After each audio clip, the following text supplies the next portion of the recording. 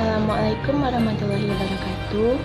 Saya Risa Fehradiana BP 19010013.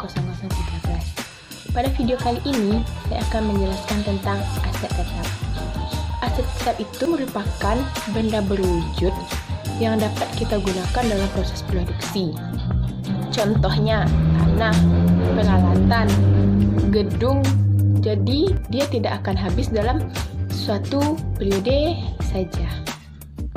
Contohnya, dalam suatu perusahaan atau suatu usaha, kita pasti menggunakan kendaraan seperti motor untuk mengantar jemput barang. Itu merupakan aset tetap.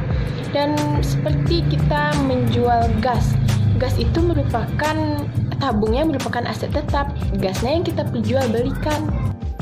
Selanjutnya, aset tetap diatur dalam PSAK 16. Bagaimana pula definisi aset tetap ini menurut PSAK 16? Aset berwujud yang satu, dimiliki untuk digunakan dalam proses produksi atau penyediaan barang dan jasa, untuk disewakan ke pihak lain atau untuk tujuan administratif. Kedua, diharapkan untuk digunakan selama lebih dari satu periode. Nah, sesuai contoh tadi, seperti tabung gas, itu lebih dari satu periode saja. Setelah kita jual, kemudian orang membalikan lagi tabungnya. Dan juga digunakan dalam proses produksi, penyediaan barang dan jasa, seperti juga kendaraan. Selanjutnya, pengakuan dan pengukuran awal. Biaya perolehan aset tetap harus diakui sebagai aset jika A. Besar kemungkinan manfaat ekonomis di masa depan berkenaan dengan aset tersebut akan mengalir ke entitas, dan B. Biaya perolehan aset dapat diukur secara andal.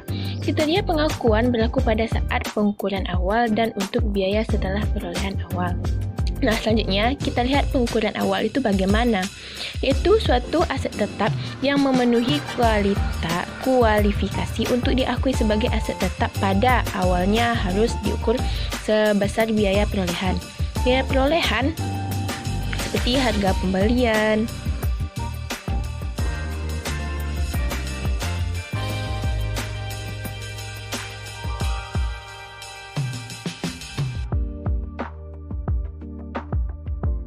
komponen biaya perolehan, harga pembelian termasuk biaya impor dan pajak pembelian yang tidak dapat dikreditkan setelah dikurangi diskon pembelian dan potongan lainnya.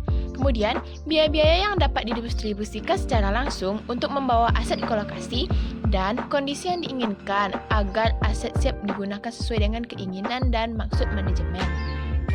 Yang selanjutnya, estimasi awal biaya pembongkaran dan pemindahan aset tetap dan restorasi lokasi aset. Harga pembelian adalah jumlah kas atau setara kas yang dibayarkan atau nilai wajar dari imbalan lain yang diserahkan untuk memperoleh suatu aset pada saat perolehan.